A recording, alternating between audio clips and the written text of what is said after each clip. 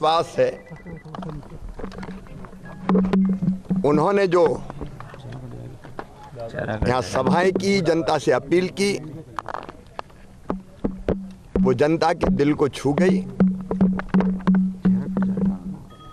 और उसी के कारण ये परिणाम जो अभी रुझान आ रहे हैं, ये प्रमुख कारण है। डबल इंजन की सरकार दिल्ली में प्रधानमंत्री जी के नेतृत्व में केंद्र सरकार ने जो काम किया उसको यहाँ ठीक से हमने इम्प्लीमेंट किया और जो यहाँ योजनाएं बनी, लाडली लक्ष्मी से लेकर लाडली बहना तक का एक अद्भुत सफर जो मध्य प्रदेश ने तय किया, गरीबों के लिए, किसानों के लिए, भांजे भांजियों के लिए जो काम हुए वो भी जनता के दिल को छू गए और एक परिवार मध्य प्रदेश बन गया। अमित शाह जी की अचूक रणनीति, उनका जिस ढंग से यहाँ साथ मिला और हमारे राष्ट्रीय अध्यक्ष श्रीमान जेपी नड्डा जी का मार्गदर्शन, हमारे संगठन के नेतृत्व में कार्यकर्ताओं ने अनथक परिश्रम किया। प्रदेश अध्यक्ष, संगठन महामंत्री, उनके साथ टीम जुटी रही और जैसा भूपेंद्र यादव जी ने, शिव प्रकाश जी ने, अश्विनी वैष्णव जी ने जो मार्गदर्शन किया, उससे चुनाव के अभियान को सही गति और दिशा मिली। और इसलिए मैंने पहले भी कहा था, हम बिल्कुल कंफर्टेबल मेजॉरिटी, शानदार मेजॉरिटी भारतीय जनता पार्टी को आएगी, क्योंकि जनता का प्रेम हर कहीं दिखाई देता था।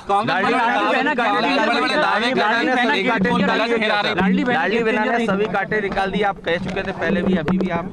मैंने पहले भी कहा कि केवल लाडली बहना नहीं, लाडली लक्ष्मी, 50% रिजर्वेशन स्थानीय निकाय के चुनाव में, कन्या विवाह, प्रधानमंत्री जी की जो योजना थी प्रधानमंत्री मातृ वंदना योजना, उसका ढंग से क्रियान्वयन, उसका प्रभाव, बेटी बचाओ बेटी पढ़ाओ जैसे अभियान, संपत्ति की खरीद में बहनों को रजिस्ट्री शुल्क में कमी, फिर 35% भर्तियां, ओवरऑल रिजर्वेशन दिया है बेटियों को, बहनों को, और फिर लाडली बहना ने जिंदगी बदली। तो बहनों के मन में एक असीम प्रेम, एक असीम विश्वास पैदा हुआ। अब हम विस्तार से, अभी तो प्रारंभिक रुझान है, लेकिन हमारा विश्वास है कि हम शानदार बहुमत प्राप्त करेंगे। बाकी चर्चा फिर विस्तार से बात करेंगे। अभी सर, आज का पौधारोपण किसके नाम? विकास के नाम, मध्य प्रदेश के विकास और जनता के कल्याण के नाम। चलिए, तो बिल्कुल जो पौधारोपण किया गया है,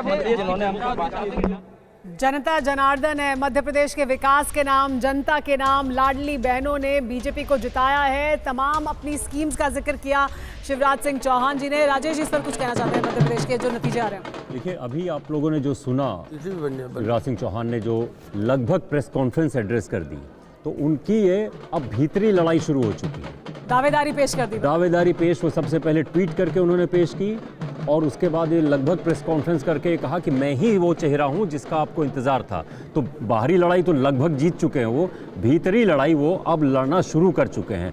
हेमंत उसमें ज़्यादा बताएंगे कि उन्होंने कहा कि नेतृत्व परिवर्तन हो सकता है वहाँ पे, कैसे होगा, इस दावेदारी को कैसे खारिज किया जाएगा, ये अभी भविष्य के गर्भ में है। मुश्किल होगा शिवराज सिंह चौहान की जो दावेदारी है उसको दरकिनार करना, क्योंकि तो राजेश जोशी गर्व की बात बता सकते हैं, मैं तो कोई डॉक्टर हूँ नहीं। शंभुनाथ जी, आपका क्या टेक है इस पर कि कितना मुश्किल होगा मध्य प्रदेश में अब मुख्यमंत्री के चेहरे को चुनना? मुश्किल है भी या नहीं? देखिए, जिस तरह से 7 लोग यहाँ से भेजे गए थे, उसमें नरेंद्र सिंह तोमर भी एक दावा कर सकते हैं देखिए राजपूत वोट हमने दिलाए, ये इस तरह का दावा। सर लेकिन ओबीसी और आदिवासी होने भी नेता हैं उनके सामने चेहरे के तौर पे अब ये तो स्थापित हो गया कि आज भी शिवराज चौहान वहाँ के बड़े नेता हैं। शिवराज चौहान बार बार कह रहे थे कि वो लाडली बहना योजना, महिलाओं ने वोट हमें किया, लेकिन मुझे लगता है कि महिलाएं बीजेपी को ही वोट कर रही हैं, क्योंकि यही अगर स्थिति होती तो राजस्थान में गृहलक्ष्मी योजना क्यों नहीं काम कर पाई, वहाँ तो नहीं आ पाए, वहाँ भी बीजेपी आगे चल रही है।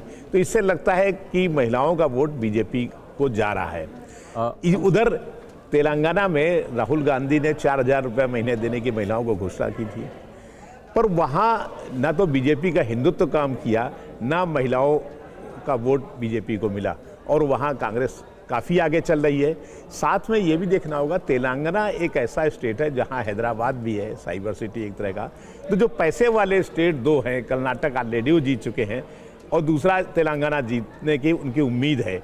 तो हो सकता है आगे कांग्रेस मजबूत हो जाए, और जितना मजबूत होगा, हेमंत जी जैसा कह रहे थे कि जितना वो मजबूत होगी, जितना पैसा आएगा, उतना इंडिया गठबंधन के अंदर लड़ाई तय है।